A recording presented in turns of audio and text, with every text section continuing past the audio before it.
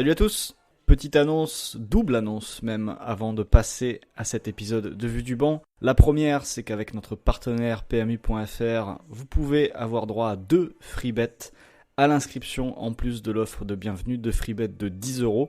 Pour cela, n'oubliez pas d'inscrire le code VDB au moment de vous inscrire sur PMU.fr et vous serez ainsi crédité de 2 free bets de 10€ en plus de l'offre de bienvenue. Et aussi, évidemment, autre code promotionnel en ce moment qui fonctionne, c'est sur coparena.com, l'application où vous pouvez retrouver les articles de Christophe, Raphaël et moi-même pendant toute la durée de l'Euro. Votre premier mois d'abonnement est offert sur Coparena avec le code COPAVDBEURO, COPAVDBEURO. Analyse des matchs de l'équipe de France et de plein d'autres choses encore, en plus de formats audio exclusifs. Tout ça, c'est sur Coparena, l'application qui vous sert le football en profondeur. Mais tout de suite, c'est Vue du banc. Vue du banc, le podcast pour comprendre le jeu, vous est présenté par PMU.fr. Salut à toutes et à tous et bienvenue pour le 13e épisode de la saison 8 de Vue du banc. Un épisode où nous ne serons que deux avec Florent Tognuti, que je salue. Salut Florent. Salut Christophe. Raphaël ayant eu un petit empêchement, on le salue, on sait qu'il nous écoutera et qu'il reviendra en pleine forme demain. Nous sommes donc en binôme pour revenir sur une journée à 4 matchs. La première à 2 fois 2 matchs sur les mêmes horaires avec le groupe B et le groupe C. Le groupe B, c'est par celui-là qu'on va commencer avec la victoire 4-1 du Danemark face à la Russie, la victoire 2-0 de la Belgique face à la Finlande et s'arrêter plus précisément, Florence, sur le match du Danemark avec des buts de Damsgaard, je crois que ce serait genre Domsgaard, quelque chose comme ça, si on a fait à la locale, on sait que c'est un peu un fil rouge de ces émissions. Les prononciations, puis Poulsen 2-0, Djouba met le 2-1 sur penalty à la 70e, 79e Christensen met le 3-1 et Meile à la 82e, mais le dernier but du match, victoire 4-1 et qualification du Danemark. Florent, je vais pas dire qu'on s'y attendait, mais on peut quand même, en tout cas c'était le scénario finalement assez logique que le Danemark retourne à la normale sur le point de vue réussite dans les deux surfaces et que la Belgique gagne face à la Finlande de l'autre match et que du coup la différence de but, le Danemark puisse terminer deuxième. Ouais, c'est ça. C'était la logique, c'était aussi l'espoir quand même après les 2 premiers matchs. Et la malchance des Danois, puisque on l'avait évoqué hier rapidement dans les paris pour PMU, c'était que les Danois auraient dû marquer, si on simulait 1 million de matchs avec les mêmes stats, les Danois auraient marqué plus qu'un but, je crois 97% du temps, et auraient encaissé moins de 3 buts dans 95% je crois des cas. Donc on était vraiment sur un échantillon de malchance hyper réduit de les voir à 0 points après les 2 premières journées. Et là en l'occurrence, oui, c'est un petit peu le retour de karma positif, le retour à la normale. Et pourtant d'ailleurs dans ce match, je sais pas ce que t'en as pensé toi, mais dans les premières minutes je les ai pas trouvés très bien parce qu'ils balançaient beaucoup. Alors il y avait les Russes qui essayaient d'aller les chercher haut, de les empêcher de ressortir, de remonter le terrain facilement. Mais je trouvais qu'ils s'enferraient très rapidement dans la solution du jeu direct pour essayer de prendre les Russes dans leur dos. Et ça fonctionnait pas trop. Et un Domsgaard, par exemple, jusqu'à son but, quasiment, on le voit presque pas sur le terrain.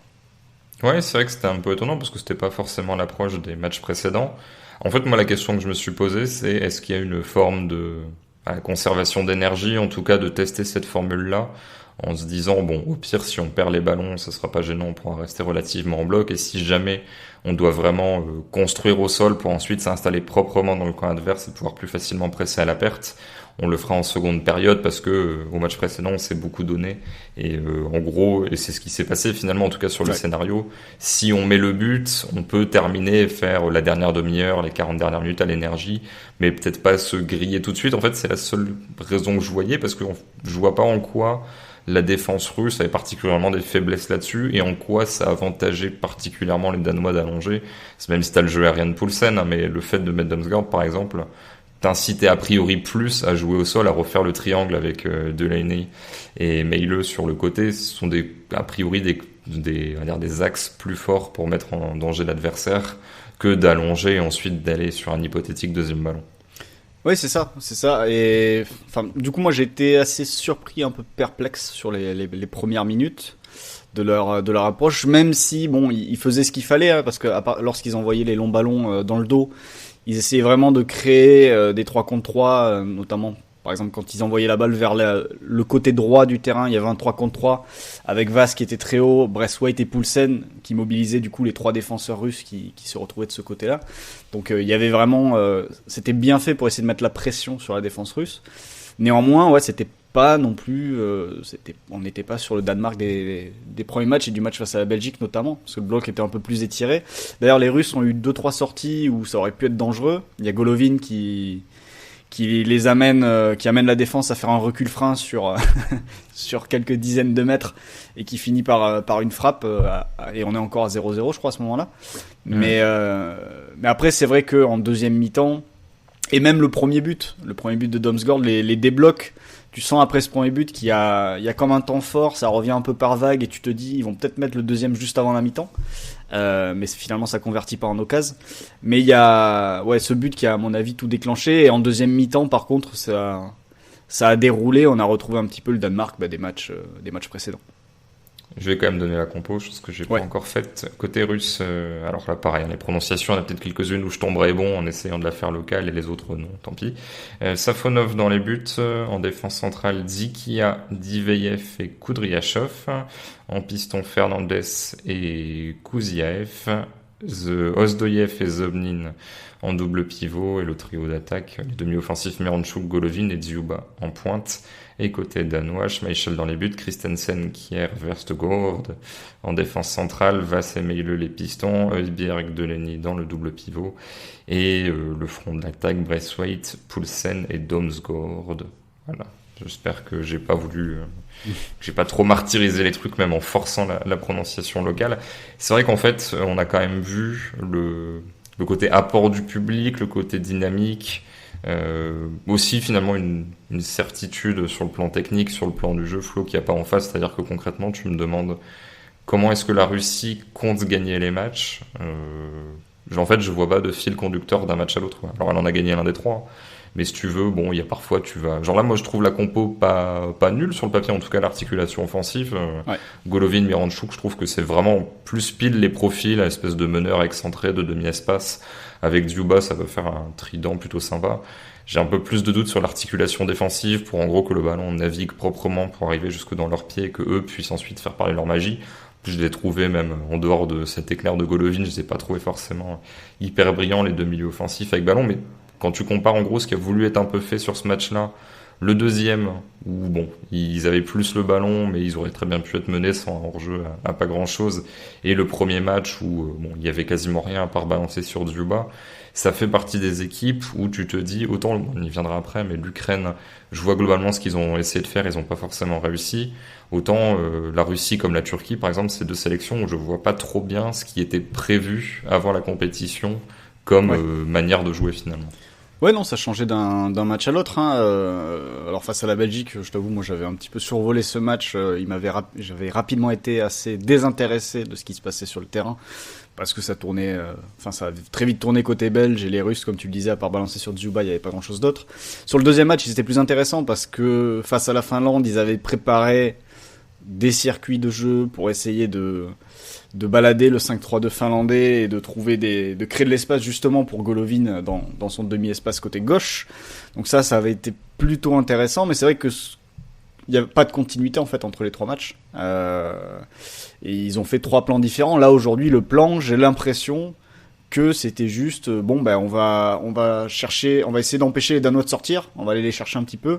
Puis on va voir si on arrive à les prendre comme ça et à marquer peut-être sur une transition ou voilà. Et c'est vrai que disons que les résultats des équipes à faible identité pour l'instant, ça va pas trop dans leur sens, quoi. Parce que bon, les Finlandais ont de fortes chances d'être éliminés aussi avec leur différence de but de -2. Mais les Finlandais, ils sortent de cet Euro, je pense, avec en ayant fait meilleure impression que la Russie. Alors que la Russie les a battus en plus. Mais le fait d'avoir de la continuité, un projet de jeu évident, certes limité, mais évident, par rapport à une Russie où ça change à chaque match, je pense que Russie-Turquie, on est un petit peu sur les mêmes conclusions, et le fait de pas vraiment savoir ce qu'on veut faire et du coup d'adapter un plan à chaque match. Alors pour d'autres ça fonctionne, hein.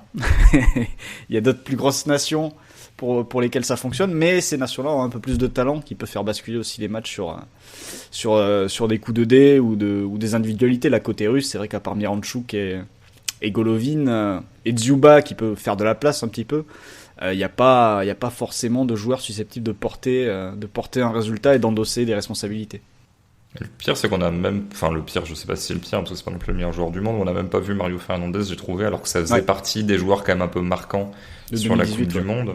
T'as même pas ce côté, lui a pu faire un peu des trucs classiques, mais à déborder sur le côté. Donc bon, c'est un petit peu... Après pour lui, le vrai bémol, c'est que le seul match où il aurait sans doute pu s'exprimer et sans doute pu être décisif, c'était face à la Finlande, parce qu'en plus, si t'as un circuit qui libère Golovin, t'as le chemin vers Mario Fernandez au deuxième poteau, à la Dumfries, à la Gossens, enfin bref, c'est une des modes de cet Euro. Là, on l'a pas vu parce que il sort à la demi-heure de jeu sur un contact dans la surface, il prend un KO, et derrière d'ailleurs son remplaçant est pas loin de marquer un but quelques minutes plus tard. Donc voilà, lui, c'est vrai que il passe l'Euro un petit peu comme un fantôme, alors que c'était un des meilleurs joueurs. C'est peut-être un des meilleurs latéraux d'ailleurs de la Coupe du Monde 2018. Dans mon souvenir, je me demande s'il n'a pas aperçu dans une équipe type ou quelque chose comme ça d'ailleurs. Mais peut-être dans la nôtre. Peut-être dans la nôtre ou celle de la phase de poule ou une histoire comme ça, je crois. Mais toujours est-il que sur cet Euro-là, il n'a pas eu de veine parce que je pense que le match où il aurait pu le plus s'exprimer, c'était le deuxième et il est sorti blessé très vite. Alors, je te pose peut-être une colle, mais est-ce que tu as un avis sur... en fait, j'y pense parce que c'est un truc qui m'a marqué et tu viens de parler de la sortie de Mario Fernandez. Sur les nombreux chocs, commotions, etc. Parce que je les ai pas tous listés. Mais là, tu as aussi, je crois que c'est l'ami Koudryashov qui est dans les duels aériens et quelqu'un d'assez animé, voilà, qui est assez déterminé. Et là, tu as eu donc un semi-KO sur ce match-là. Et il y en a eu un avec notre ami le buteur autrichien qui est sorti coup à la tête. Et j'ai l'impression qu'à chaque match, quasiment, sans parler de même Castagne qui a perdu la moitié de son visage, il y a des trucs comme ça. En fait, je sais pas s'il y a une explication, c'est juste de la malchance en fait. Parce que t'as même pas le côté, soit ils ont pas joué pendant 6 mois et du coup ils sont tous comme des fous, ils y vont un peu trop gaiement. Soit, je sais pas, en fait, j'arrive pas à me l'expliquer, mais je trouve ça assez fou qu'il y ait autant de duels durs. Peut-être que la fatigue fait que du coup tu les subis encore plus. C'est peut-être ça, ouais. C'est peut-être ça que l'effet de la fatigue après cette saison très longue. Peut-être qu'en effet, ce genre de coup, ce genre de choc, c'est à répétition en fait. C'est plus tu prends ce genre de choc que t'es susceptible après d'avoir une commotion, si j'ai bien compris. Et plus t'en fais et plus t'es fragile derrière à ce genre de choses. Donc c'est peut-être ça en effet, mais c'est vrai qu'il y en a beaucoup. Après il y a aussi un truc, c'est que je pense qu'on y fait beaucoup plus attention maintenant avec les protocoles dans d'autres sports, etc. Ce qui fait que du coup dès qu'il y en a une, on se dit oula, là il y a commotion. Alors qu'avant, il y a 5-6 ans, je pense que c'était 5-6 ans, certains en parlaient, mais c'était pas non plus quelque chose de répandu parce que c'était pas forcément pris en compte. Et a priori, si j'ai bien compris, il va y avoir un protocole commotion qui va être intronisé pour les Jeux Olympiques, je crois, pour le tournoi des JO. Mondial des clubs, il me semble aussi. Ouais, en tout cas, ça va être lancé au JO. Ouais. Ça fera pas de mal parce que, pour reprendre une discussion qu'on avait eue après le match entre la France et la Hongrie, Pavard en l'occurrence, a priori, le fait d'avoir pris une commotion contre l'Allemagne et de rejouer 4 jours après, ou 5 jours après, je ne sais plus, il était pas remis, si on en croit un médecin que tu as pu lire aujourd'hui, je crois, dans un papier. Ouais, c'est dans l'équipe, quelqu'un qui bosse dans le rugby. Alors dans le rugby, faut faire plus attention parce que tu prends forcément plus de chocs à la tête, parce que ça fait un peu partie du truc quand t'as la balle en main. Mais c'est vrai qu'il disait, je sais plus la comparaison, mais il y a quand même beaucoup de gens qui lisent l'équipe et qui nous écoutent, donc ils auront sans doute vu ça. Mais qu'en gros, c'était comme jouer après t'être tordu la cheville ou quelque chose comme ça, quoi. Alors là, c'est sur le plan cognitif, mais le fait de sortir à contre-temps, etc., moi, c'est quelque chose que je suggérais dans l'épisode après ce match-là, et visiblement, des experts. Alors après, c'est toujours une question de pourcentage, on sait jamais, mais a priori, surtout qu'il prend lui un choc, ça je le savais pas sur le moment, il prend un choc au début de match face à la Hongrie également, où Didier Deschamps dit j'aurais peut-être dû le sortir, machin, il me l'avait pas dit, c'était à l'opposé, j'avais pas trop analysé la situation, mais effectivement, le fait qu'il puisse être un petit peu en retard, peu comme quand t'as un peu bu, mais pas trop, mais bon, mine de rien, t'as quand même une limite. Enfin voilà, si t'es à 0,2, 0,3, tes facultés cognitives sont pas à 100%. Si t'es sur la route, a priori, ça doit aller, mais si tu faisais une course de F1, par exemple, ça serait compliqué. Là, je pense qu'il y a peut-être ce truc-là où, voilà, dans la vie de tous les jours, il n'y a pas forcément de problème, mais quand t'arrives sur du foot de très haut niveau, d'être qu'à 85, 90, 94%, ça peut être pénalisant. Qu'est-ce qui t'a plu côté danois? Je sais que l'ami Maxime Brigand, qu'on est réglementairement obligé de citer tous les jours, est absolument fasciné par le match de Christensen, qui a encore une fois dépassé sa fonction de partout, qui s'insérait au milieu. Enfin voilà. Déjà sur les matchs précédents, il aimait beaucoup porter la balle pour casser les lignes, mais là, bon, une fois qu'il avait cassé la ligne, il bougeait plus et puis il s'insérait dans le double pivot. Et puis t'avais Højbjerg ou Delaney, ou Højbjerg qui montait. Enfin voilà. T'avais comme ça un positionnement qui était assez intéressant. On a un peu moins vu l'ami Damsgaard, qui met un but assez sublime, mais qui jusque-là était assez discret. Qu'est-ce qui t'a plu? Et beaucoup de volume de jeu de l'ami Pierre-Emile au milieu, beaucoup de Meileux, qui je pense est le meilleur latéral en faux pied depuis très longtemps. Puis Philippe Lam, je sais pas, en tant que piston. Qu'est-ce qui te plaît dans cette équipe sur ce match-là précisément qu'on n'aurait pas déjà dit sur les précédents? Ouais, t'en as cité beaucoup. Moi, alors, on l'a un peu. Il passe un peu sous les radars, je trouve, mais je le trouve hyper solide et parfait dans le rôle qu'il doit tenir en fait dans cette équipe danoise. C'est Højbjerg en termes de joueur qui est là pour équilibrer l'ensemble et couvrir le pressing à la perte, être présent en deuxième rideau pour contre-presser, etc. Je trouve qu'il fait une très très grosse phase de poule. Tu vois, par exemple, aujourd'hui, si tu prends dans ce groupe-là, je pense et je pense d'ailleurs qu'il y a pas mal de milieux danois qui sont devant les milieux belges après ce premier tour, d'assez loin. Et Højbjerg, je pense que c'est même un des meilleurs milieux du tournoi jusque-là. Alors, ce qui est dommage, c'est qu'il y a son penalty raté face à la Finlande qui entache un petit peu son bilan. Il aurait pu finir avec un but. Mais moi, j'ai beaucoup aimé son match et sa phase de poule. Et à côté de ça, il y a, ouais, comme tu le dis, Meileux, qui est impressionnant sur son côté gauche, parce que là, ce soir, finalement, il l'a animé tout seul, ce côté. C'était même pas avec des combinaisons avec Damsgaard ou un troisième attaquant ou un milieu qui vient participer. Là, c'était vraiment lui qui était seul à l'animation, et il a été très très très très bon. Et son but d'ailleurs il est parfait. La remontée de balle, la temporisation pour se mettre ensuite en position en attendant l'appel du partenaire qui va embarquer un adversaire et qui va lui permettre de s'ouvrir l'angle. Il y a rien à dire là-dessus. Et c'est vrai que quand on va chercher déjà le meilleur latéral gauche, le meilleur piston gauche en tout cas de cette phase de poule et de ce groupe, je pense qu'il sera loin devant les autres. Et quand on fera le mélange de tout, je pense qu'il sera pas loin lui aussi d'être parmi les meilleurs latéraux, voire être le meilleur latéral gauche, même s'il y a Gosens quand même. Même si, n'empêche que c'est vrai que tu disais meilleur latéral, meilleur piston, mais en fait, le nombre d'équipes qui jouent à 3, alors soit par adaptation à l'adversaire, soit parce que c'est leur identité. J'ai pas en tête, mais j'ai l'impression que c'est au moins la moitié des équipes qui ont au moins fait une défense à 3 finalement dans cet Euro. Ouais, mais dans ce groupe en plus, il y a que ça. Ouais, puisqu'il y a la Finlande à 3, les Russes sont passés à 3 et la Belgique est à 3. Donc là, dans ce groupe en tout cas, notre équipe type, ça sera à 3. Qu'est-ce que on peut rajouter sur ce match? Est-ce que... Bon allez, on va quand même se projeter un petit peu sur la suite du tournoi danois. Si je dis pas de bêtises, mais c'est toi qui as fait un tweet là, qui vient de buzzer en annonçant les futurs tirages, etc. Donc je dois avoir ça mieux en tête que moi. On a Danemark-Pays de Galles, c'est ça? C'est 100% validé? C'est ça, 100%, ouais. Danemark-Pays de Galles. Et à côté, je ne sais plus qui est-ce qu'il pourrait croiser en quart de finale, parce que de toute façon, on est un peu large. Par contre, on a eu confirmation aussi, à partir de ce groupe-là, que ce sera Italie... ça peut être Italie-Belgique en quart de finale si les deux équipes se qualifient. Ça, c'est un autre point.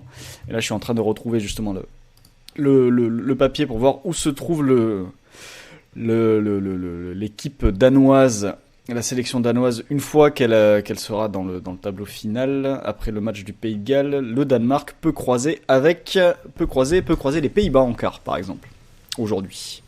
Donc déjà Pays de Galles-Danemark, au moins les Danois vont être dans la peau du favori cette fois.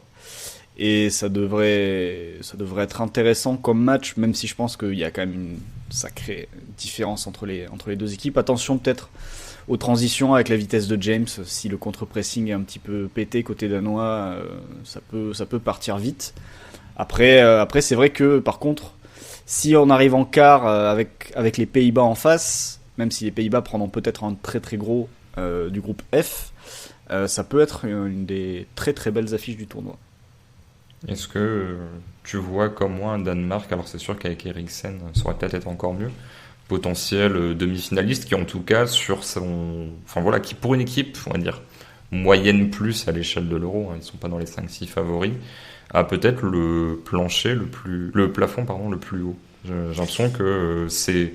Enfin, bien sûr, elle est à l'énergie contre la Belgique, mais il y a quand même des certitudes, des maîtrises des principes de jeu, etc., qui font que je la vois capable, sans surjouer, de pouvoir au moins bien embêter. Par exemple, tu mets un Danemark-Portugal, je suis pas sûr que les styles de jeu se marient si bien, mais je vois pas forcément le Portugal largement favori, quoi. Si on revient un peu en arrière, Julien Asuncao pour Coparena avait fait une projection avec les probabilités d'adversaires, enfin les probabilités de chance pour les équipes d'atteindre différents tours. Et le Danemark, au vu de ses résultats, parce que c'était des projections faites à partir du classement Elo, sur les 5 dernières années, je crois, depuis le précédent Euro. Et le Danemark était plutôt pas mal. Était en fait l'équipe qui ressortait comme la surprise la plus probable. Voilà. Et vu ce qu'ils ont montré depuis le début de l'Euro, vu leur match face à la Belgique, où ils craquent certes en deuxième mi-temps, mais font une première mi-temps exceptionnelle, on en avait largement parlé ici. Personnellement, je pense que le Danemark peut tout à fait être une équipe qui peut poser beaucoup de problèmes, par exemple aux Pays-Bas s'ils les croisent en quart de finale. Ça me paraît assez évident, surtout en voyant ce qu'ont fait les Macédoniens qui ont réussi à ennuyer les Néerlandais aujourd'hui, à se créer des transitions et des séquences intéressantes, mais je pense même que les Danois peuvent prendre le ballon aux Pays-Bas et en tout cas au moins rivaliser en possession et vraiment déplacer la manière de défendre des Pays-Bas qui est très orientée sur l'homme. Je pense que si les Danois commencent à s'amuser avec ça, avec tous les mouvements qu'ils ont pu mettre lors des matchs précédents, notamment face à la Belgique, je pense que le Pays-Bas-Danemark peut être un match très sympathique et que ça peut basculer du côté danois. L'autre match du groupe, c'était Finlande-Belgique, victoire 2-0 de la Belgique. Le premier but qui a été réattribué finalement à la 74e, c'est Radetzky, le portier contre son camp. Et à la 81e, but de Romelu Lukaku. Je crois qu'au départ, c'était Vermaelen, il me semble, qui avait marqué le but Florent. De la tête, ouais. Je t'avoue que j'ai vu le deuxième, mais pas le premier. C'est le seul but de la compète que j'ai pas encore vu. Et un but refusé à Lukaku quelques minutes plus tôt aussi sur une... Pour un pied un peu trop long. Quelques centimètres, ouais, et sur une très belle passe de De Bruyne en profondeur. C'était l'équivalent de Kevin Durant qui mord son tir à 3 points, n'est qu'à 2 points pour une pointure, sauf que là c'était la ligne de hors-jeu. Et c'était le même projet. Je vais donner les compos tant qu'à faire, tant que je suis lancé. Vas-y. Ça va encore être un bon moment. Radetzky dans les buts côté finlandais. En défense, Raitala, Toivio, Arayuri, O'Shaughnessy et Uronen. Oui, au milieu, Lod, Sparv, Camara.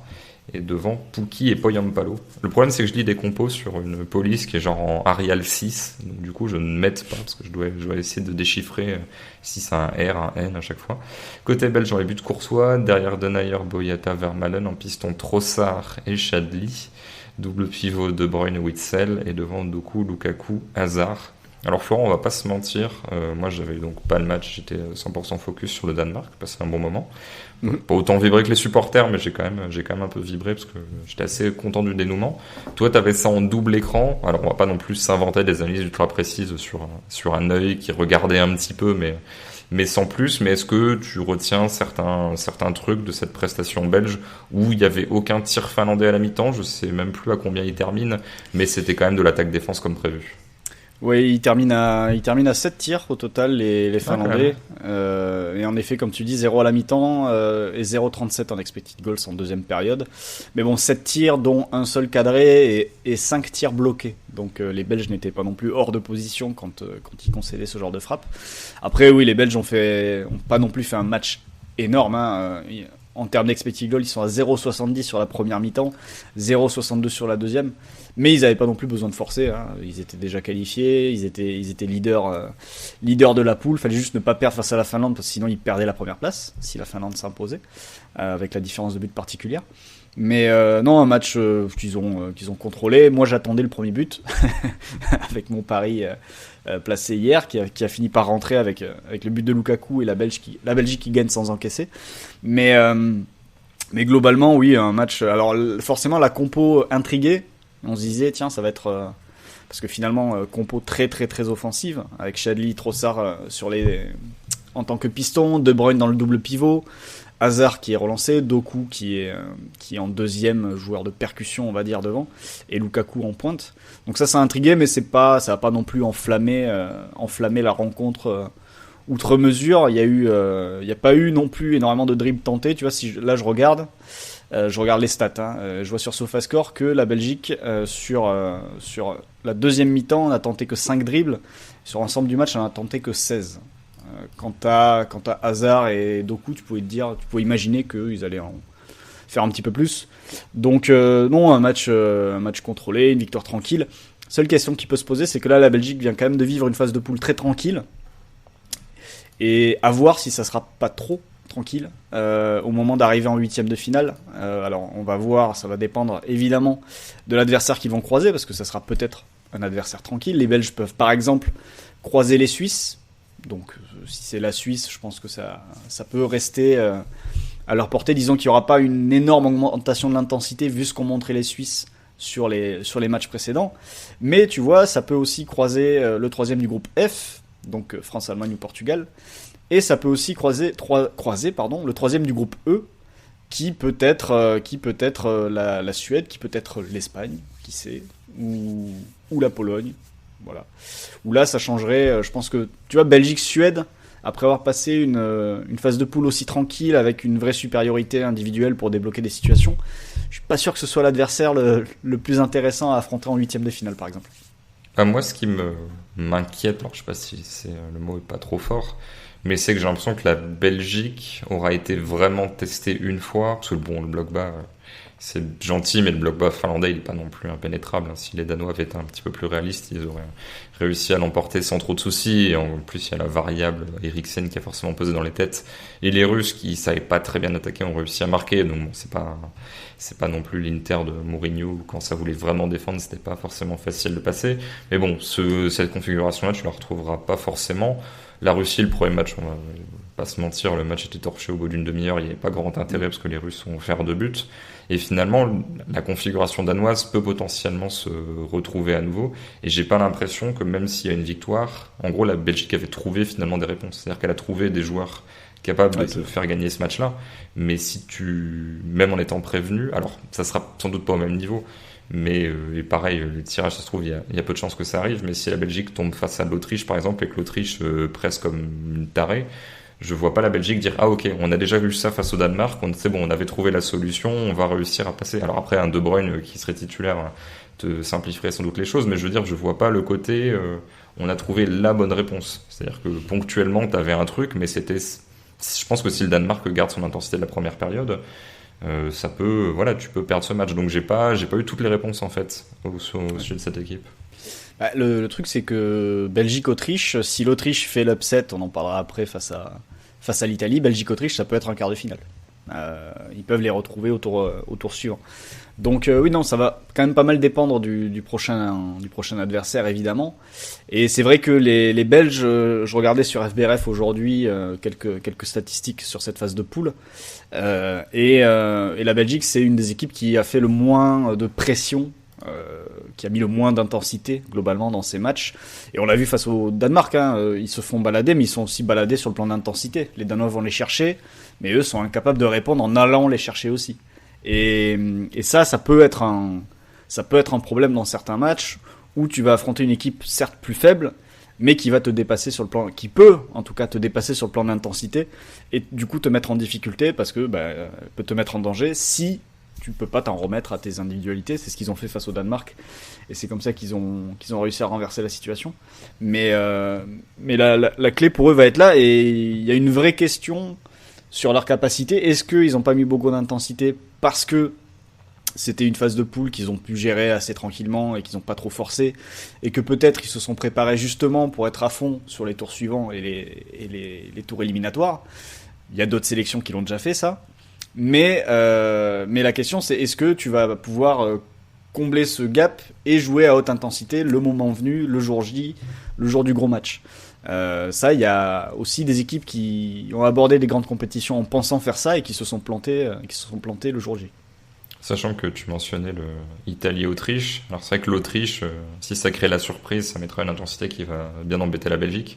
L'Italie sur le duel du milieu, aussi, ouais. C'est encore pire, quoi. C'est-à-dire que là, il y a vraiment pour moi un déficit structurel où il n'y a même pas besoin de se dire peut-être que si l'adversaire met l'intensité, la Belgique ne saura pas la hausser. Je pense sincèrement que Tielemans, je suis pas sûr que ce soit Tielemans de mon cœur, je pense que Witsel a des chances de conduire. Ouais. Maintenant, Barella, potentiellement Verratti ou Locatelli et Jorginho, je vais pas dire forcément qu'ils vont te mettre une danse, parce que si t'as un 3 contre 2 dans cette zone-là, il y aura des 2 contre 3 ou autres dans d'autres zones, mais tu vas pas t'amuser, quoi, parce que ça me semble être l'une des zones assez faibles de la Belgique.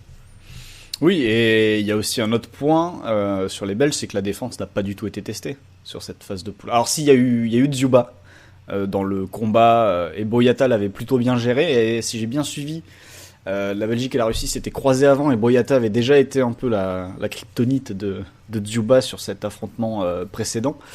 J'ai aperçu ça quelque part, je sais plus où je l'ai vu, mais t'as ça aussi, parce que la défense belge, que ce soit si on prend la défense titulaire, Torgan Hazard, piston gauche, ou même la défense à 3 qui fait pas spécialement peur et qui peut être poussée à la faute comme l'avait été Denayer face au Danemark.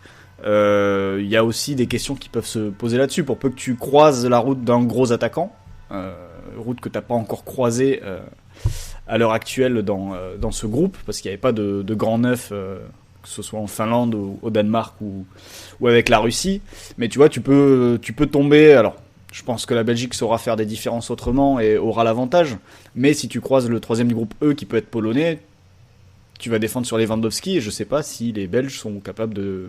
Individuellement, les défenseurs belges sont capables de défendre sur Lewandowski, comme les Suédois l'avaient fait, ou comme les Espagnols l'avaient fait, et avec difficulté d'ailleurs. Il y a un autre petit truc, alors là je reprends les propos de Guillaume Gauthier, notre ami journaliste belge, qu'on aurait bien aimé inviter, mais bon, il fait des plateaux tous les jours en télé, donc forcément, au moment où on parle, lui fait face à une caméra pour débriefer le match belge, mais qui me disait que en première période, la Belgique était aussi stérile, au-delà des différences qui n'étaient pas faites par les dribbleurs, parce que les centraux se projetaient pas, et donc du coup, la Finlande défendait toujours en supériorité numérique, forcément. Et c'est sûr que... alors, c'est l'histoire d'un match, pour faire notre bingo, placer cette phrase. Mais Denayer, Boyata, Vermaelen, Alderweireld, c'est pas forcément les joueurs que t'imagines dépasser leur fonction comme Christensen l'a fait. Donc c'est-à-dire si en plus t'es mené, il y a aussi ce risque d'attaquer à 7 face à une équipe, genre par exemple la Suède, si t'attaques qu'à 7, ça peut être compliqué, quoi. Donc il faut aussi... en fait, je sais pas si les centraux auront forcément cette qualité, la volonté peut-être de prendre la balle et d'aller créer le surnombre, d'aller la porter un petit peu pour aller fixer et faire des décalages. Ouais, Alderweireld avait ce gelon parfois qui permettait de renverser. Il le faisait avec Tottenham sous Pochettino. Mais c'est vrai que pour ce qui est de porter la balle, de la conduction dans la moitié de terrain adverse, c'est vrai que on n'en a pas vraiment vu. Et en effet, le fait d'attaquer à 7 peut te mettre en difficulté. Et d'ailleurs, si on revient un petit peu sur les précédents tournois de la Belgique, alors ça n'a plus grand chose à voir aujourd'hui, parce qu'il y a pas mal de joueurs qui ont changé de dimension, notamment Lukaku, qui a changé de dimension depuis 2018, avec son transfert, je vais y arriver, à l'Inter. Mais il y a quand même quelque chose qui s'est répété aussi sur les compétitions précédentes, c'est-à-dire face au Brésil en quart de finale de la Coupe du Monde. Les Belges sont très bons sur la première demi-heure parce qu'ils sont très bons en transition. Ils font très très mal aux Brésiliens en transition. Et alors que face à une équipe plus faible au tour précédent contre le Japon, ils sont à 2 doigts de sortir, parce qu'ils doivent faire le jeu et ils se font un peu avoir. Ils finissent quand même par marquer sur une transition offensive d'ailleurs, sur un contre. Mais Mais oui, il y a peut-être cette limite collective qui peut les mettre en difficulté, quel que soit l'adversaire d'ailleurs. On a parlé d'une équipe qui pourrait arriver et leur mettre beaucoup d'intensité. Il y a aussi d'autres équipes en effet qui pourraient proposer des blocs bas plus solides que ce qu'ils ont affronté aujourd'hui et sur les matchs précédents. Enfin, l'autre c'est le bloc bas russe. Hein. Et là aussi les mettre en difficulté. Donc le taf est fait, ils ont pris 9 points, mais il y a cette question vraiment du gap entre la phase de groupe et l'arrivée en huitième de finale et le premier match couperé, où ils vont être, je pense, testés. Petite stat, alors ça vaut ce que ça vaut, hein, mais c'est quand même intéressant je trouve, sinon je ne la citerai pas. Sur les courses progressives, les yards parcourus avec le ballon, Ouais. donc les yards c'est quasiment les mètres, hein, globalement. Ça fait... De toute façon, ce qui est important c'est pas tant la distance que le rapport, on va dire. C'est par rapport au leader qui est Manuel Akanji, mais je pense que ça prend 3 matchs pour lui, mais donc c'est à 654.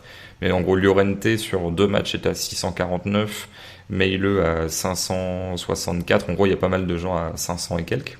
Mhm. Et le premier belge, c'est Alderweireld qui a 350. Ensuite, on a Tielemans sur 2 matchs qui a 298. Ensuite, ça tombe à 200, 188. Donc, c'est-à-dire que ça se retrouve aussi dans les stats. Le fait que Alderweireld, lui, va un peu porter la balle au pied pour aller amener un petit peu offensivement, mais c'est pas forcément le cas de ses partenaires, quoi. Donc, Denayer l'a fait une fois, je crois, sur le match, il me semble. Il me semble avoir aperçu faire une percée. Je me demande même s'il a pas terminé par un tir de loin. Mais c'est vrai que c'est pas forcément dans les habitudes des défenseurs, et c'est peut-être quelque chose dont ils auront besoin en effet sur les tours suivants, quand les espaces se resserreront face à certains adversaires. bah, tu vois, tu cites Denayer en fait 104 des yards sur son match. Par exemple, je te cite quelqu'un d'autre, Aymeric Laporte, on a fait 480 en 2 matchs. Alors, c'est pas les mêmes adversaires, etc., mais c'est pour dire que voilà, c'est pas. Il en fait. J'ai 4 courses progressives qui sont comptabilisées, donc c'est pas quelque chose non plus qui était ultra récurrent. On va faire comme vous avez fait hier sans moi, avec l'ami Elias, le groupe, l'équipe type de ce groupe-là. Ouais. Les 11 joueurs, donc c'est pas du tout préparé, hein, ça va être un petit peu de Absolument l'impro. pas. On va se mettre tout ça sous les yeux. Est-ce qu'on commence par le gardien ou alors par les évidences et puis ensuite on remplit les autres postes au fur et à mesure? Bon, on va faire comme on a fait. On va commencer par le gardien. Et je pense que Radecki coche pas mal de cases. Alors, évidemment, intrinsèquement, le meilleur gardien, c'est Courtois. Hein, mais par rapport au fait d'avoir été mis à contribution ou non, je pense que Radecki est pour beaucoup dans la victoire des Finlandais lors du premier match. Et après, si tu compares, côté russe, ça a changé de gardien, je crois, en cours de compétition, Ouais, après le premier match. ouais. Et Courtois a pas été mis à contribution, et côté danois, Schmeichel a un petit peu le premier match aussi un peu pour lui. Donc je pense que on a un gardien assez logique avec Lukas Radecki. En défense, Si ça t'es va d'accord, être... Ouais, non, je suis tout à fait d'accord, rien à rajouter. En défense centrale, je vais avoir un peu de mal, parce que pour moi, Christensen est ultra légitime. Maintenant, la question des 2 autres, c'est-à-dire que j'aime bien, je trouvais qu'hier et Verstengard tout à fait crédible. Maintenant, est-ce que ça vaut le coup de mettre 3 Danois, alors que le Danemark n'a gagné qu'un seul match? Je ne sais pas après, trop. sur l'épisode précédent, on a mis 3 Italiens au milieu. Hein. Mais bon, l'Italie va gagner. Oui, ce mais match oui. aussi. Le truc, c'est que j'ai beaucoup de mal, mais peut-être que tu seras meilleur que moi, à séparer les Finlandais les uns des autres. Ouais, c'est ça. C'est compliqué. Alors, C'est vraiment un truc tellement collectif que je me dis pas, la défense est tenue par Ayuri, par exemple. Rayuri, ouais. Mais la question, c'est de savoir si tu mets le symbole de leur défense, qui est en effet à Rayuri dans l'axe de la défense. Ça peut être une manière de trancher. Et face à la Finlande, justement, côté russe, il y a Divayev, je crois, qui avait été pas mal, qui avait été décisif. Ouais. Divayev, ouais, pardon. Donc ça peut être ça, les 3. Alors, il n'y aura pas de Belges, parce qu'on en attend plus sur les tours suivants, peut-être. Mais ça peut être ces 3-là, si ça te va. Sans grande conviction non plus. Hein. On n'est pas... En plus, moi, les Belges ont tourné pas mal sur les postes défensifs. Donc, il n'y a personne qui fait les 3 matchs. Donc, il y a ça aussi qui joue. Mine de rien, ça fait quand même 33% des minutes que tu vas pas disputer. Donc, allez, on part sur cela. Piston gauche, obligé de commencer par la gauche pour valider Meile. Du coup, ça nous laisse le droit. où on a du Vass, du Fernandez, du Raitala, et là c'était Trossard, et sur le match précédent c'était Meunier qui remplace Castagne, côté belge. Ouais. Mais du coup, Meunier décisif rentre. Après, Meunier fait un match et demi, en gros. Ouais. Mais il est décisif. Donc ça mais il est impactant. Donc, ouais, j'irai vers Meunier pour le coup. Sinon, on va nous taxer d'anti-belgisme primaire. Ouais. Alors moi, j'irai sur Meunier. Ouais. Frontalier, je regarde pas mal de matchs sur la télé belge. Donc, ça serait un coup dur pour moi. Mais ouais, partons sur Meunier. Si du coup on reste sur les systèmes, et de toute façon tout le monde joue dans ce système là, donc on va mettre deux milieux relayeurs. Højbjerg forcément à mes yeux, oui, là je te rejoins. Il me paraît indiscutable, et je serais presque pour mentionner. Tu vas mettre Camara, non? Ouais, voilà, je serais presque pour aller sur Glenn Kamara, qui a été le milieu un peu à tout faire de la Finlande, c'est-à-dire qu'il était capable, en plus de travailler défensivement, évidemment, d'avoir un gros volume, d'avoir une capacité à se projeter, d'accompagner certaines actions, etc. Bon, évidemment, il n'a pas été décisif parce que c'était quand même compliqué dans les 30 derniers mètres, parce qu'il se retrouvait souvent en infériorité numérique. Mais Camara fait quand même un très très bel Euro, je trouve, et donc il mérite sa place à côté de Højbjerg. Et puis on peut pas dire qu'il soit mis dans les meilleures conditions non plus, quoi. C'est ça. C'est-à-dire qu'il n'est pas en chaussons à devoir uniquement faire le boulot dans les 30 derniers mètres adverses. Il a quand même pas mal de boulot, parce que c'était l'une des rares sources de créativité, de danger balle au pied. On arrive sur les 3 postes offensifs. Alors l'attaquant de pointe, j'imagine qu'on va partir assez vite sur Lukaku. Je pense qu'il n'y a pas de discussion possible, ouais, il n'y a pas de match. Même si côté finlandais, il y a Poyan Palo qui a fait ses stats, qui a été décisif lors du premier match, et qui aurait pu l'être aussi lors du deuxième, avec ce but refusé pour très très peu. Oui, non, Lukaku sans discussion. Moi j'irais sur Damsgaard aussi. Oui, qui change l'équipe. Ouais, il change totalement l'équipe en rentrant. Et le troisième, je te laisse juge. Il y a du Miranchuk qui apporte un peu les Russes, même si ça a surtout été décisif. Golovin n'a pas été décisif, mais est intervenu assez souvent à la création. Après, côté belge, rien que pour son entrée face au Danemark, tu peux penser à De Bruyne, parce qu'il fait totalement chavirer le match aussi. Moi, je pense que je vais mettre De Bruyne, parce qu'en plus c'est vrai que je disais le même système. Non, les Finlandais sont à 2 devant, donc les Finlandais n'ont même pas ce rôle-là. Avec leur 5-3-2, ils ont 2 purs 9, donc du coup ça serait... Bon, c'était pas prévu, mais difficile d'associer Pukki ou Poyan Palo à Lukaku. Donc De Bruyne qui qualifie la Belgique sur le deuxième match, quoi. Il serait qualifié quand même, mais s'il rentre pas, ça serait très compliqué. Et puis là, visiblement, il a fait un match intéressant. De ce que je vois, il fait la passe décisive pour Lukaku sur le but refusé et sur le but accepté, où Lukaku fait sa spéciale, où il s'enroule autour du défenseur. Oui.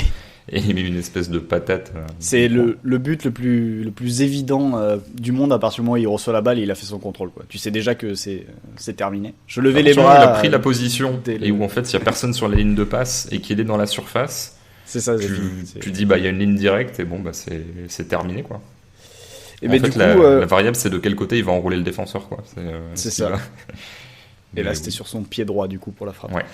Et du coup, pour récapituler, Radecki dans les buts, Christensen, Diveyev, Arayuri derrière, sans grande conviction, à part pour Christensen, qui est vraiment un cran au-dessus de tous les autres défenseurs du groupe. Meunier à droite, Melle à gauche, Højbjerg et Camara dans le cœur du jeu, et devant un trio Damsgaard, De Bruyne et Lukaku.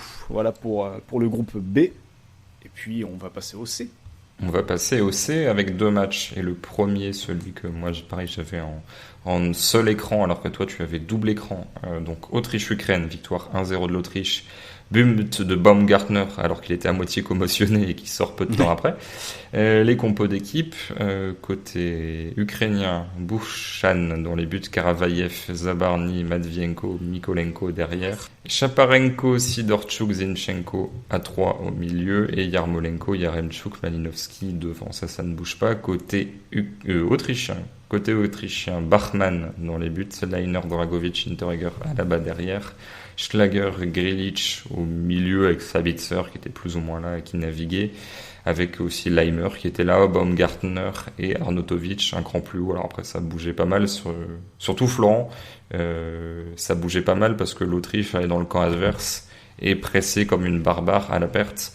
Et donc du coup, j'ai envie de dire que Leimer par exemple, il était un peu partout et nulle part, dans la mesure où ça passait quand même beaucoup de temps à chasser et pas tellement de temps à construire proprement. C'est-à-dire que tu avais Grilic en rampe de lancement et ensuite on essayait de trouver les hommes libres, mais c'était un match très animé et pas figé quoi, sur la manière dont évoluait l'Autriche.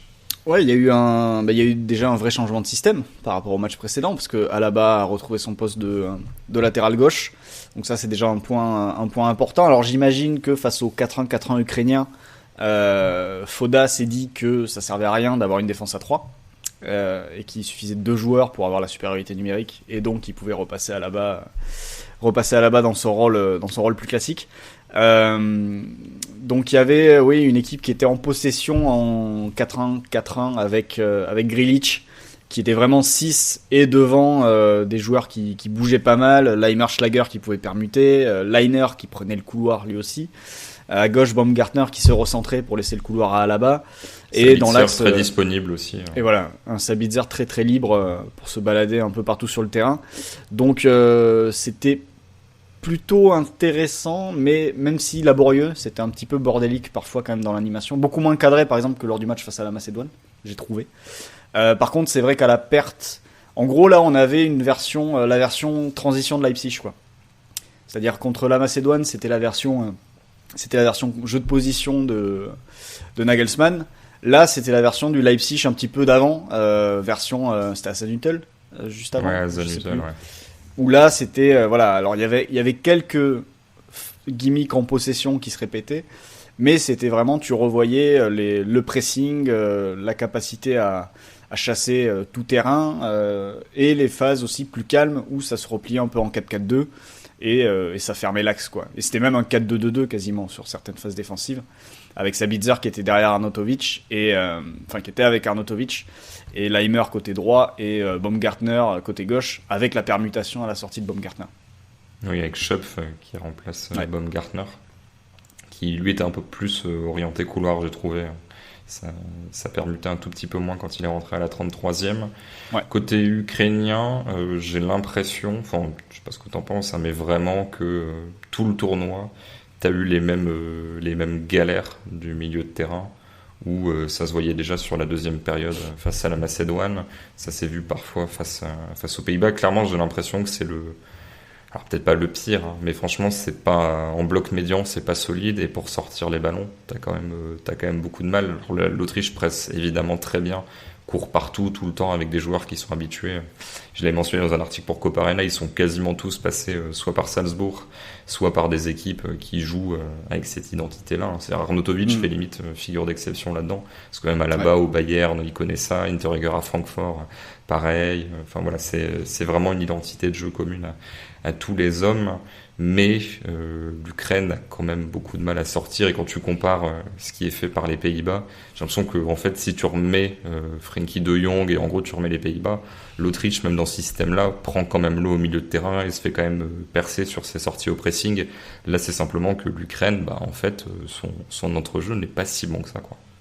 Ouais, c'est ça. Il y a ça manque de qualité, même la ligne arrière. Hein, si elle prenait la pression, c'était compliqué. Quand ça se fait enfermer, ça a du mal à sortir. Alors le seul espace que j'ai vu où les Ukrainiens ont réussi à attaquer, c'était quand ils arrivaient à passer dans le dos de Schlager et à trouver Malinovski. Ils l'ont fait de temps en temps. Ils l'ont fait 2 fois, je crois, en première mi-temps. Et en deuxième, c'était plus Chaparenko qui allait dans cette zone et qui pouvait être disponible et casser et permettre de casser le pressing. Mais c'est vrai que globalement, c'est une équipe très sympathique, qui peut être sympathique quand elle a le ballon, mais il faut que l'adversaire lui laisse l'occasion de s'exprimer. C'est ce qu'avaient un petit peu fait les Pays-Bas, parce que ils avaient laissé pas mal de lignes directes ouvertes vers Yaremchuk. Mais à partir du moment où t'as plus ça devient très très compliqué. Yarmolenko a été contrôlé plutôt bien par Alaba, même s'il y a toujours 2-3 oublis de sa part qui peuvent être inquiétants parfois. Ouais, il fait comme l'obément sur une touche où Ouais, il déconnecte un petit peu. En fait, défensivement, tu sens que bon, c'est plus le grand Alaba, quoi. Son pic de carrière, vraiment pour être bon dans les deux phases, c'était à 22 ans, quoi. c'est ça, mais c'est vrai que ouais, cette équipe ukrainienne, bon, j'espère qu'elle va passer pour Yaremchuk, mais c'est vrai que elle a enfin, si elle passe, c'est vraiment ric-rac, quoi. C'est parce que finalement, quand tu prends tout son euro, alors il y a ce premier match qui est très sympathique face aux Pays-Bas parce que je pense que les Pays-Bas étaient pas non plus, s'attendaient peut-être pas à devoir défendre sur Yaremchuk et à avoir autant de difficultés à tenir l'Ukraine sur le plan offensif, sur les sorties de balles. Mais c'est vrai que quand tu prends la deuxième mi-temps face à la Macédoine où elle se fait balader, et ce match-là face à l'Autriche où ils sont totalement impuissants de la première à la dernière minute, il reste quand même plus grand-chose de cette phase de poule, et ça a l'air d'être une équipe qui a une manière de jouer, mais cette manière de jouer est très facile à contrer, et finalement n'a pas de plan B, parce que tu vois, tu pouvais te dire, bon, bah, si les Autrichiens sortent les pressés, derrière il y a Interreger et Dragovic, tu peux peut-être essayer de les prendre dans le dos s'ils vont te chercher haut. Le problème, c'est qu'il y a vraiment pas de vitesse dans cette équipe à la pointe de l'attaque. Yarmolenko, ça va pas vite. Yaremchuk, il peut faire des appels en profondeur, mais c'est pas un joueur rapide de par son gabarit. Et à gauche, Malinovski n'est pas du tout dans ce profil-là. Il y a 0 joueur de profondeur, et en plus il y a certains joueurs très très faibles. Je trouve que le latéral gauche, Mikolenko, alors ça c'est peut-être pas forcément vu aujourd'hui parce que l'Autriche enfin tu me diras, Schopf a pas mal déboulé sur son côté, a été dangereux quand même en deuxième mi-temps. Mikolenko a été en grosse difficulté sur les premiers matchs déjà, et là c'était un petit peu la même, et je pense que en huitième de finale, s'il doit jouer encore une fois, ça risque d'être un point faible sur lequel des adversaires avec un ailier qui sera un petit peu taquin, je pense qu'ils peuvent les mettre en grosse difficulté. Oui, et j'aime bien Zabarny, mais sur ce match-là, il est pas non plus inoubliable. Il y a quand même plusieurs fois où il se fait un peu avoir.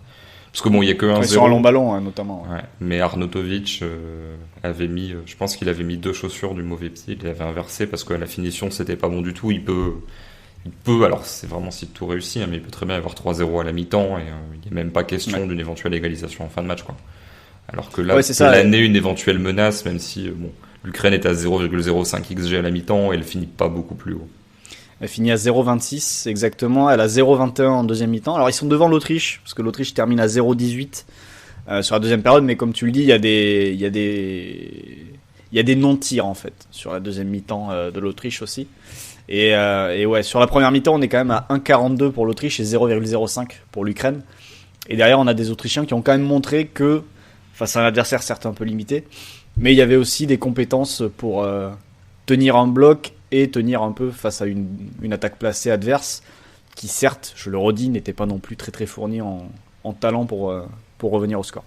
Est-ce que ça t'a fait plaisir de voir Grilic ? Pour moi, c'est vraiment au-delà du système, au-delà d'Alaba côté, qui a eu quand même un peu de déchets sur ses centres. Alors on peut lui pardonner, hein, mais bon, c'est du truc que tu ne vois jamais, par exemple, chez un Kimmich, qui fait toujours des balles parfaites, et Alaba donne notamment le corner qui aboutit au premier but, qui est repris dans la surface.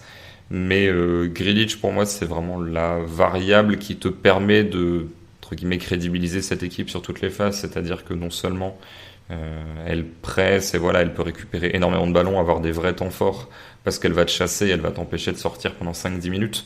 Mais au moins, lui a cette qualité où tu peux, même si tu presses les deux centraux, eux pourront avoir cette solution-là.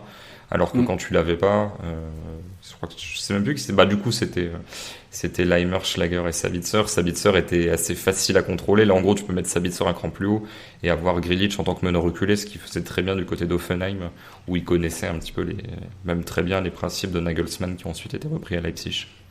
Ouais, et puis il fait un bon match. Il termine à 86 ballons touchés, 83% de passes réussies, 6 longs ballons tentés. Parce que c'est un joueur qui doit te permettre d'utiliser au mieux la largeur. Et d'ailleurs, j'ai trouvé sur ce match que les latéraux, alors ils se sont un petit peu lâchés au fil du match, mais je trouvais que Leiner montait très peu en première mi-temps, alors que parfois il y avait beaucoup d'espace dans le couloir, vu que logiquement Leimer qui jouait côté se recentrait beaucoup et jouait pas mal à l'intérieur. Donc je pense qu'il y avait un élément de progression possible pour pour l'Autriche à ce niveau-là sur les phases de jeu avec possession. Parce que voilà, si tu lui amènes l'offre en plus de la largeur, s'il a du temps dans l'entrejeu, il peut vraiment te permettre de bien étirer le jeu, bien étirer le bloc adverse. Après, la grande question pour Grealish, et c'est sûr qu'en termes de nombre de touches de balle, de vista, c'est autre chose que Schlager, quoi. À ce niveau-là, où Schlager, sur le match face aux Pays-Bas, dans ce rôle-là, il devait faire 3, 4, 5 touches de balle, alors que normalement en 2, ça doit être réglé, le jeu doit être ouvert. Donc, sur ce point-là, Grealish a été intéressant. Maintenant, la vraie question, c'est de savoir si Foda va le reconduire face à l'Italie. J'espère. Mais ça va être le calcul de se dire, est-ce que je mets un coureur de plus ou est-ce que je mets un gars qui peut nous sécuriser des temps de possession plus longs si on lui offre assez d'espace. Face à l'Italie, s'il doit jouer, il sera forcément ciblé par le pressing. Je pense qu'un Barella n'hésitera pas à sortir pour aller le chercher, par exemple. On aura l'occasion de continuer à parler de cette équipe autrichienne qui veut continuer sa route. Et puis concernant les Ukrainiens, on est dans l'attente, mais a priori ça s'engage quand même assez mal pour une éventuelle qualification. Autre match, Pays-Bas-Macédoine du Nord, victoire 3-0 des Pays-Bas, but de Depay à la 24e, doublé de Wijnaldum au 51e et 58e. Compo, côté macédonien, Dmitrievski dans les buts, Ristovski, Velkovski, Mousliou et Alioski derrière, Ademi, Bardi en double pivot dans la défense. Je lis la compo, je n'ai pas vu le match. Trishkovski, Elmas et Trajkovski en milieu offensif et Pandev devant. Et côté néerlandais, Stekelenburg dans les buts, De Vrij, De Ligt, Blind en défense centrale, Dumfries et Van Aanholt piston, De Jong et Gravenberg milieu de terrain, et devant Wijnaldum en 10 et Depay, Malen en attaque. Florent, quelques mots, t'as quand même trouvé des choses intéressantes, ne serait-ce que sur les forces et faiblesses néerlandaises, où au moins là c'est assez bien identifié, donc du coup ça permet assez bien, comme cette équipe bouge très peu, de se projeter sur ce qui va se passer sur les tours suivants. En gros, comment est-ce que cette équipe peut te faire mal et comment est-ce que tu peux lui faire mal? Ouais, alors bon, les forces on les connaît déjà. Je vais pas trop en rajouter dessus. Néanmoins, signaler la très bonne prestation de Malen devant, qui, je me semble, termine avec une passe décisive. Ouais, c'est ça. Qui a été très percutant, qui a fait très très mal à la défense de la Macédoine, et qui va sans doute postuler, je pense, pour une place selon l'adversaire, je pense, des Pays-Bas. Il peut postuler pour une place lors du 8e de finale et des tours suivants, parce que je pense que sur les matchs précédents, De Boer se disait on va dominer, on va avoir affaire à des blocs bas, donc je vais mettre Weghorst qui pourra peut-être nous aider, servir de planche, de point d'appui dans la surface, de point de fixation supplémentaire. Là, face à la Macédoine qui a, de par son système de base, a vraiment ouvert le jeu et a rendu d'ailleurs le match très agréable aussi. Ça allait d'un côté à l'autre du terrain assez rapidement.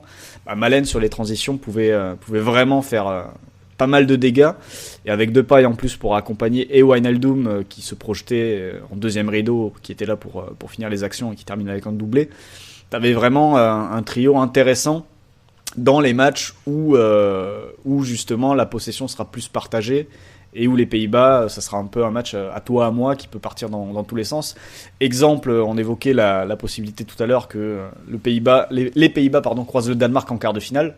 Si tu mets Malen, Depay, Wijnaldum pour un petit peu essayer de punir le jeu de possession des Danois et essayer de les prendre en transition, ça peut rendre le match très très sympathique à regarder déjà.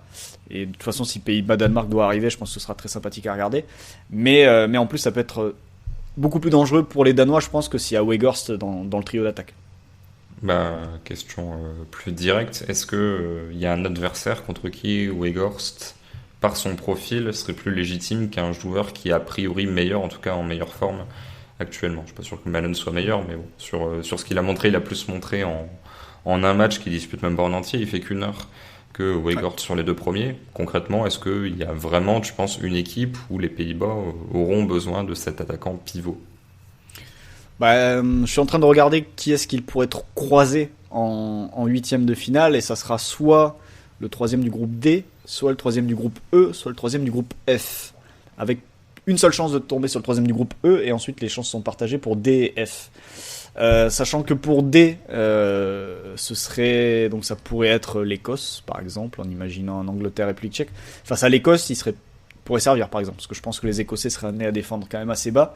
Je suis pas sûr qu'ils pourraient rivaliser et tenir leur bloc comme ils ont tenu le bloc assez haut face à l'Angleterre.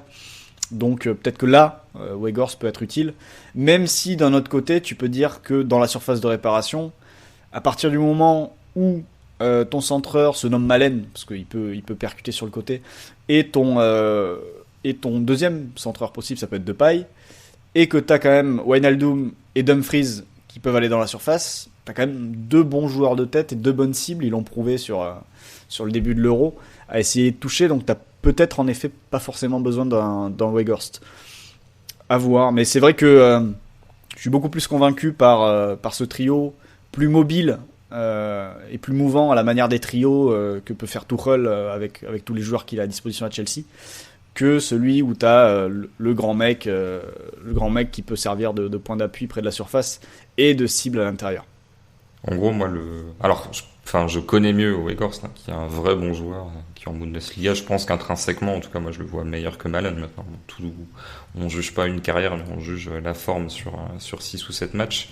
Je me dis peut-être que tu peux remettre Weghorst si t'es à peu près convaincu qu'une charnière n'est pas bonne dans les airs.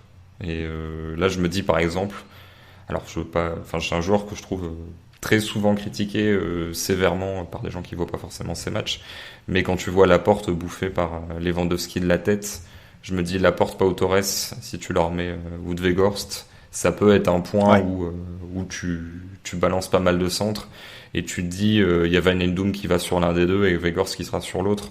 Je pense que c'est alors après, est-ce que t'en fais ton plan de jeu unique, je sais pas, parce que tu pourrais gagner de différentes manières, mais ça peut être aussi une approche de te dire, au lieu de réfléchir en tant que bloc bas où tu auras moins de profondeur, simplement te dire ce mec-là va forcément gagner au moins 50% de ses duels aériens et ça peut suffire à gagner le match si jamais on est en difficulté, quoi.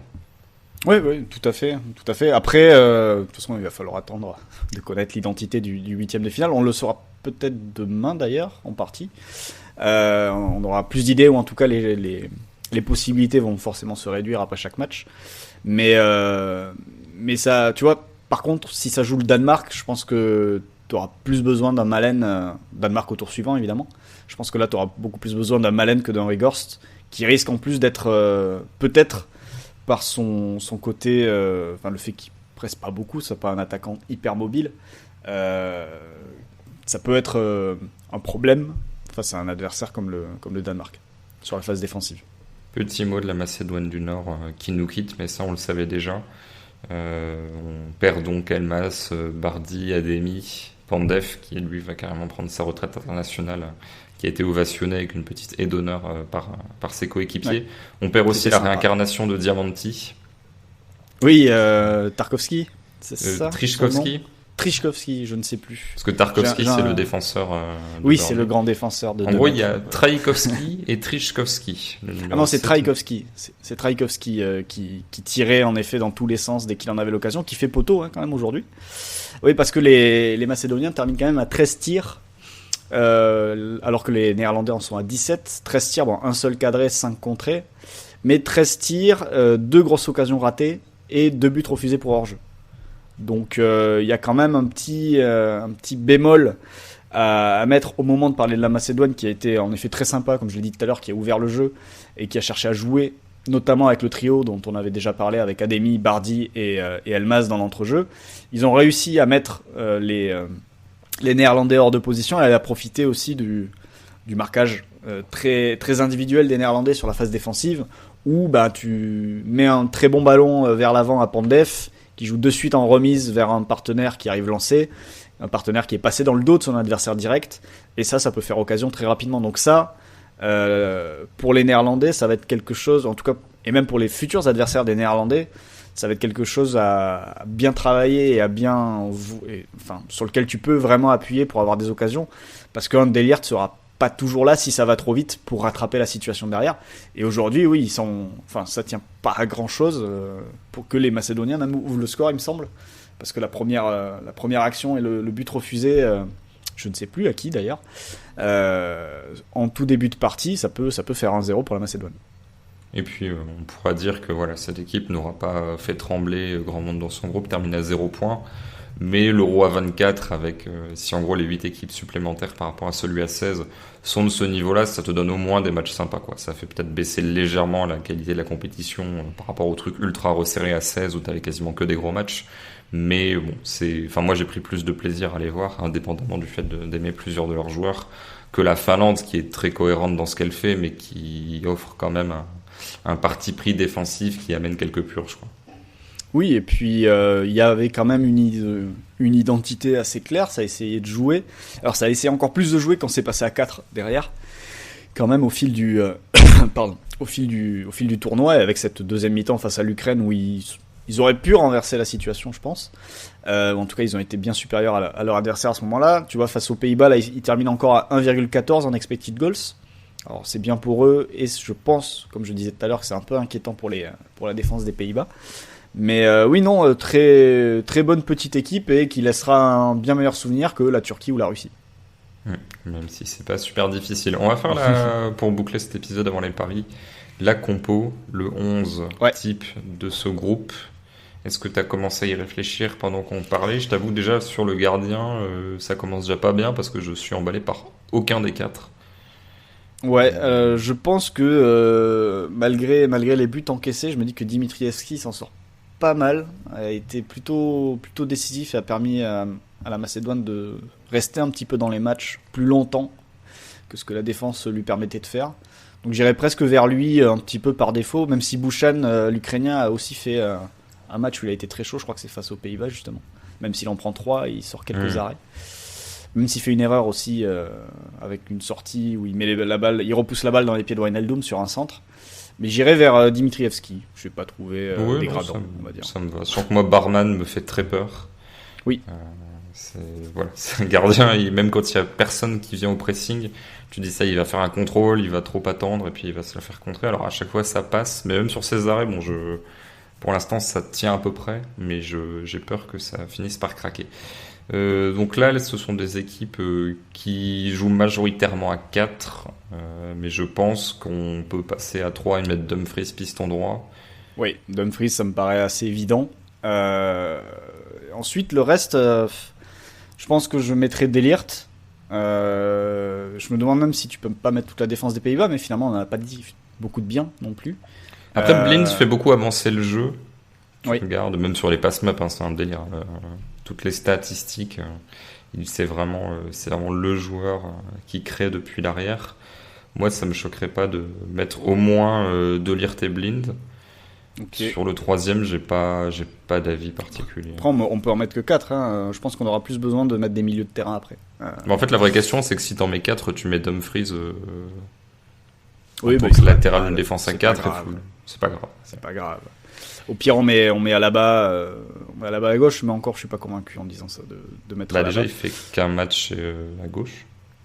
Oui, il fait qu'un match à gauche, en effet. Et non, piston gauche, j'ai même plus. Ah oui, c'est Van Aanholt, le piston gauche.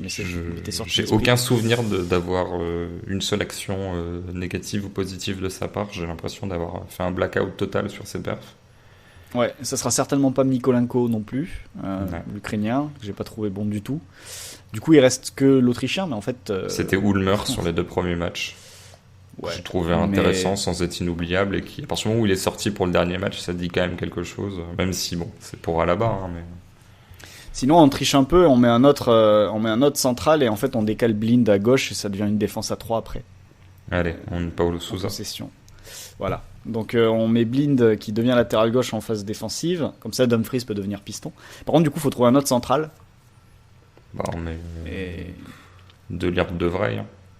Ouais, du coup on a une défense 100% néerlandaise, alors que ils n'ont pas été exceptionnels en défense. En fait, le truc, c'est que je ne vois aucun Macédonien qui puisse particulièrement postuler.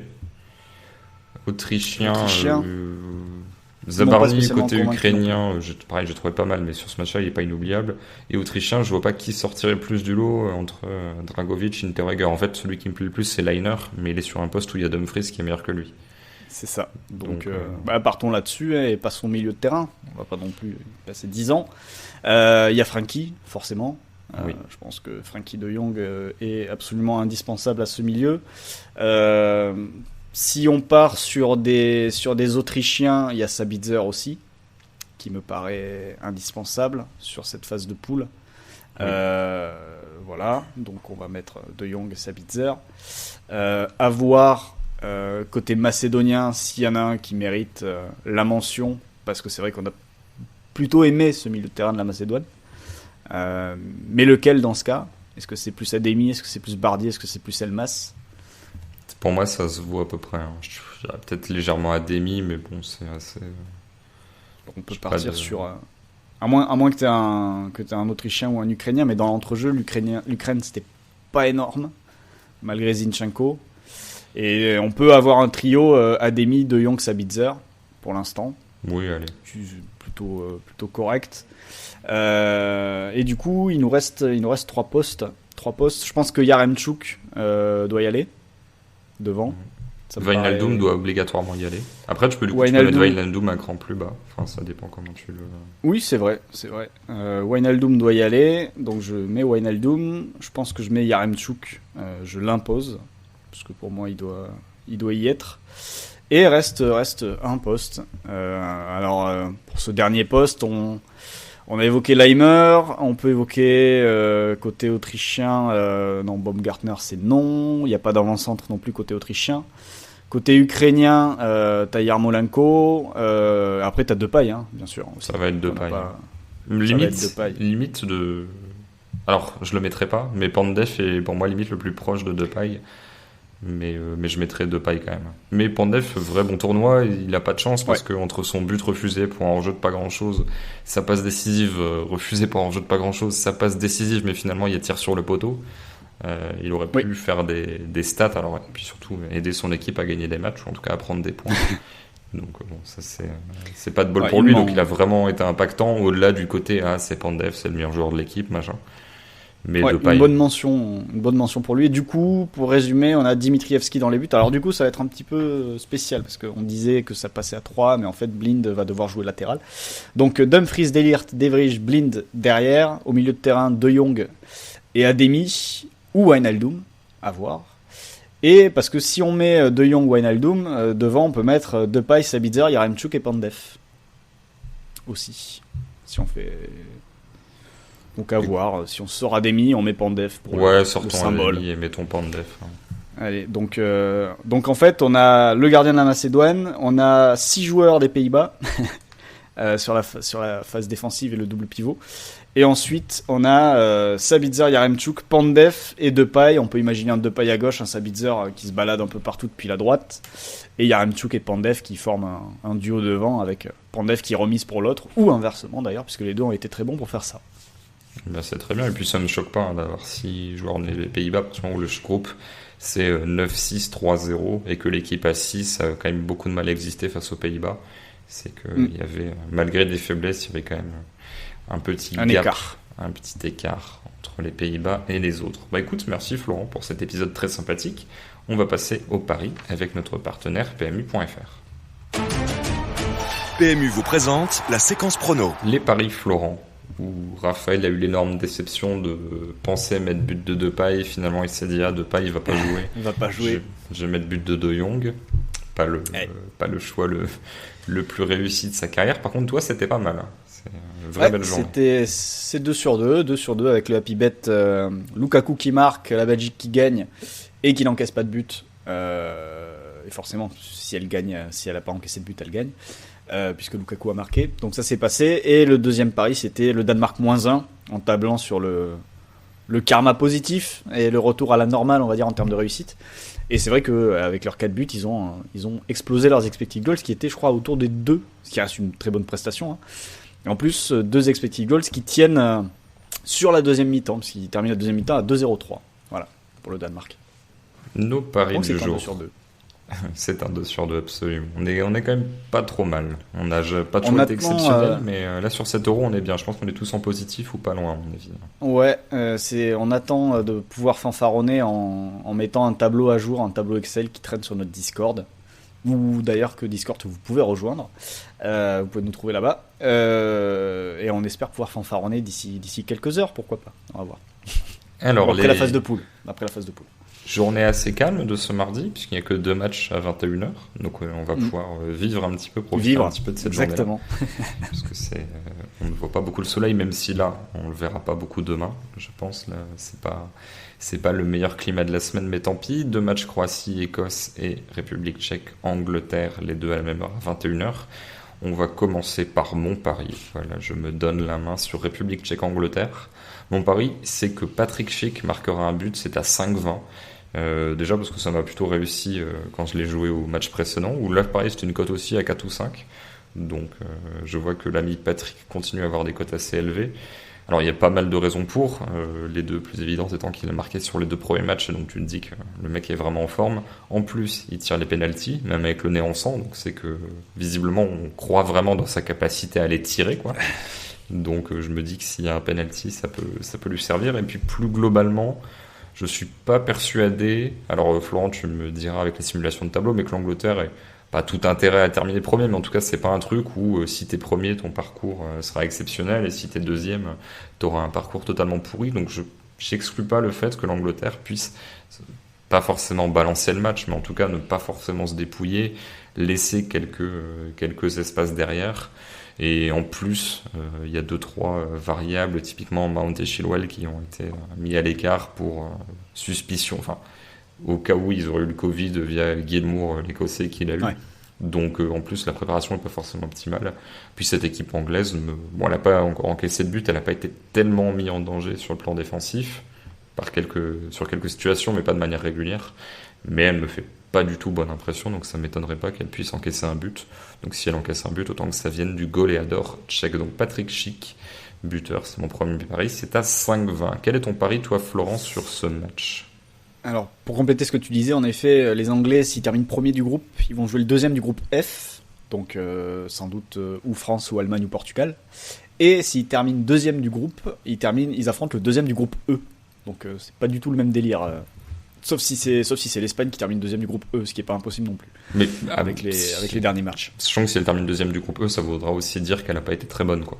Ça confirmera, voilà, aussi. Ça sera pas le deuxième le plus impressionnant de l'histoire. Mais ça arrangera peut-être la route des Français s'ils terminent deuxième du groupe F. Bref, moi mon pari c'est aussi un buteur sur Angleterre-République tchèque. Parce qu'en fait je pars sur une idée, alors peut-être en effet comme tu dis que les Anglais vont un petit peu calculer, vont se dire peut-être qu'il vaut mieux qu'on joue le deuxième du groupe E, ça sera plus tranquille, etc. Néanmoins je pense aussi que ça peut être un troisième match où Southgate fait pas mal de changements. Parce que justement le résultat est pas très important, donc on va tester des choses, etc. Et qu'en fait, il tombe par hasard sur la solution qu'il va utiliser pour le reste de l'Euro. Et que il se dit tiens, ça c'est pas mal. Et du coup, je pars sur un buteur anglais, je pars sur Jadon Sancho, qui est annoncé a priori candidat à la titularisation, du coup, pour ce match-là. Et donc voilà, l'idée c'est simplement de partir sur un Sancho buteur, sachant qu'en plus, s'il joue côté droit, il fera face au merveilleux Boril, qui s'il est très bon, très combattant et très dissuasif, je pense pas que ce soit non plus un grand latéral et que Sancho peut lui faire pas mal souffrir. Donc voilà, l'idée c'est de partir sur un Sancho buteur à 3,30, parce que je serais pas surpris que Southgate fasse pas mal de changements sur ce match, à la fois pour faire tourner et peut-être pour tester des choses, et que comme je le disais, il va peut-être tomber par hasard sur la solution qui lui permettra d'aller plus loin dans le tournoi. À noter que l'Angleterre a déjà fait le coup de mettre des remplaçants sur un troisième match et de le jouer qu'à moitié. Donc ce serait pas une énorme surprise que ça fasse tourner et que deuxièmement le résultat puisse ne pas forcément être positif, puisque nos paris peuvent se compléter. Il peut très bien y avoir un 2-2 assez funky avec Schick, Sancho qui marque. Et voilà. Deuxième match. Je serais ravi. Croatie-Écosse. Mon pari, c'est un happy bet, puisque c'est un peu la thématique de cet été. C'est Lyndon Dykes ou Che Adams marque. C'est à 2,10. Donc du coup, je suis quand même sur l'idée que la Croatie ne sait pas bien défendre. N'est d'ailleurs pas une très bonne équipe, et je pense que ton pari va aller dans ce sens-là aussi. Pas une très bonne équipe, en tout cas à la hauteur de ce que tu pourrais imaginer d'une équipe croate. Elle est quand même meilleure que la Turquie et la Russie. Mais voilà, et donc je me dis tout simplement, l'Écosse sait créer des occasions pour marquer via ces deux joueurs-là qui sont les deux attaquants qui sont quand même Je pense qu'à 2, c'est 80-85% des occasions créées par l'Écosse. Donc je me dis que bon, à partir du moment où l'Écosse marque, il y a quand même de grandes chances que ce soit l'un de ces deux-là. D'ailleurs, 2-10, la cote est quand même pas incroyable, quoi. C'est un truc assez sûr, assez petit bras de ma part. Mais je suis assez incertain encore sur le résultat. Je pense que l'Écosse est limite favorite, mais je sens bien un peu le nul qui coule les deux équipes. À voir ce qui va se passer, mais c'est un peu comme ça que je le sens, quoi. Un but peut-être de l'une des deux équipes qui est menée et qui égalise en fin de match, comme ça elle coule l'autre, mais sans forcément servir sa propre cause. Mais voilà, je pense quand même qu'il y aura des buts et que la Croatie sera obligée d'attaquer à un moment ou à un autre, et donc ça, elle pourra se découvrir. 2-10 pour les deux attaquants qui en plus, Adams c'est bon depuis le début de la compète et Dykes a beaucoup d'occasions. Donc il y a bien un moment où ça va finir par rentrer. Et toi, tu as un pari très long, très compliqué. Alors, essaye de nous expliquer ça. Ça va. En effet, donc Écosse-Croatie. L'idée, un petit peu comme toi, je tape sur deux choses. C'est qu'un peu comme le Suisse-Turquie, on a deux équipes qui doivent absolument gagner. Parce que s'il y a deux matchs nuls, enfin, s'il y a un match nul, s'il n'y a pas de deux matchs nuls, les deux équipes font match nul, c'est mort pour elles, pour la place de meilleure troisième. Donc du coup, t'es obligé d'attaquer. Tu peux pas être dans le calcul ou quoi que ce soit, à moins que les Croates tentent le calcul on va contrôler le match et on va gagner 1-0. Sauf que là, il y a une variable aussi qui va rentrer en ligne de compte, c'est Hampden Park. Ça se joue à Glasgow. Comme les Danois jouaient leur qualification face à la Russie.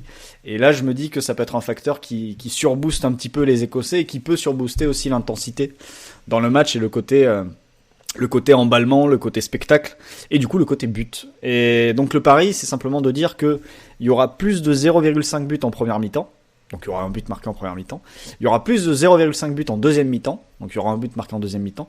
Et c'est l'Écosse qui va gagner à la fin. Voilà. Donc c'est pas si compliqué que ça marque dans les deux mi-temps d'un côté ou de l'autre, mais c'est l'Écosse qui gagne à la fin, portée par son public en folie, une Écosse qui du coup irait attraper un des strapontins et sortirait aussi l'Ukraine du parcours du coup, avec ses 4 points, ou sortirait peut-être l'Ukraine du parcours, en tout cas passerait devant en tant que meilleur troisième. Donc voilà, et la cote me paraît intéressante parce que déjà de base la cote de la victoire écossaise était à 3, il me semble, ce qui me paraît pas mal, même si, surtout vu ce qu'ils ont montré face à l'Angleterre et vu ce que la Croatie a montré aussi sur les matchs précédents. Mais en ajoutant ce facteur but, un petit peu spectacle dans les demi-temps, parce que le match et le contexte l'obligent, je me dis que ça fait une cote à 5,20 qui est pas si improbable que ça et qui me paraît plutôt bien payé vu les scénarios possibles. Donc voilà, but dans les demi-temps en gros, et l'Écosse gagne à la fin, c'est coté à 5,20. Eh bien, merci Florent, merci de m'avoir accompagné pour ce 13e épisode de débrief de match de l'Euro. Enfin, pas le 13e, mais le 13e épisode de la saison. Je crois que c'est le 11e épisode de débrief. Et donc, demain, journée assez tranquille. On verra si on fait un épisode un petit peu plus court ou pas avant la grosse journée de mercredi. Et on espère l'immense journée avec l'Espagne qui va jouer sa qualif, l'équipe de France, le Portugal, enfin voilà, beaucoup de choses. On espère retrouver Raphaël très vite, on espère que tout va bien pour lui, tout va bien pour vous, que vous passez une bonne journée, que vous avez pris plaisir à nous écouter, et on se retrouve demain, à bientôt. Ciao. Cordialement. Et bam, ça c'est fait. Ça tu vas le garder aussi dans le montage. Vous avez tout compris grâce à ce podcast. C'est le moment de parier sur PMU.fr. PMU, que les meilleurs gagnent.